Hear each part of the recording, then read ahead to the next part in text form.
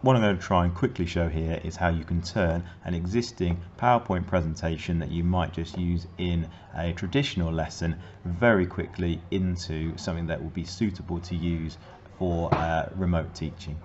So you'll notice in PowerPoint here, I'm in this tab along the top of the ribbon, which is called recording. Now you might look along your sort of ribbon along the top and say, well, I don't have that. It's very, very easy to fix that, and it doesn't need you to install anything else new. All you need to do is go into File, and then right down the bottom you've got Options. Inside Options you've got Customize Ribbon, and then in there down the side you'll find you've got a Recording tab, which by default tends to be turned off for some reason, even though it's one of the best features of PowerPoint. But just click the little box there, press OK, and then you should be able to get to the Recording tab on the top.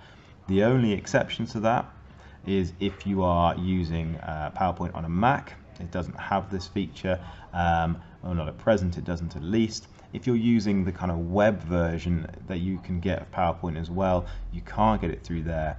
And the only other exception would be if you're using quite an old version of PowerPoint. But provided it's relatively up to date, you should have that in there.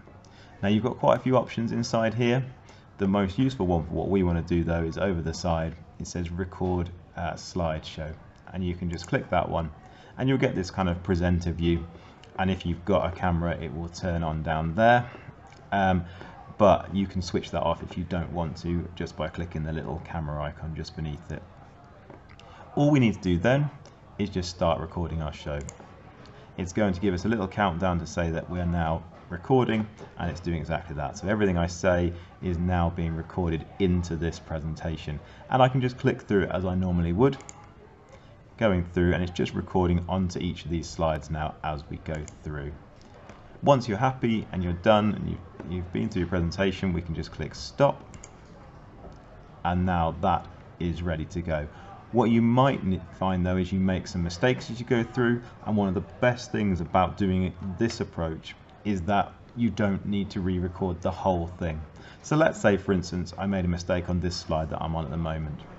There's a little cross at the top corner that allows me to either clear all slides or I can just clear the current slide. That one is far more common, at least I find it is. And we click that one, the recording's gone just from that slide. So if I go back through, you can see it still has the recordings on the other slides, and now I can just hit record again. Record whatever I need to do on here again, and then stop and done. And that makes the whole process, I find at least, much quicker to create a resource. Once you're done, we can then just jump out of this view and back into our presentation. We then need to take this resource that we've made and turn it into something that the students can then view and watch. I find the best way of doing that is just to export to video. What that will do is it goes into something that looks very much like a traditional kind of saving option, and then we can just create that video. The only thing to be sort of mindful of here, seconds spent on each slide. If you've got any slides you didn't talk over, so title slides, things like that, mine will currently spend 5 seconds on each of those slides, which may be what you want. Maybe you want to lower that a little bit. In terms of the quality settings, there's no real harm in having it quite high, I don't think.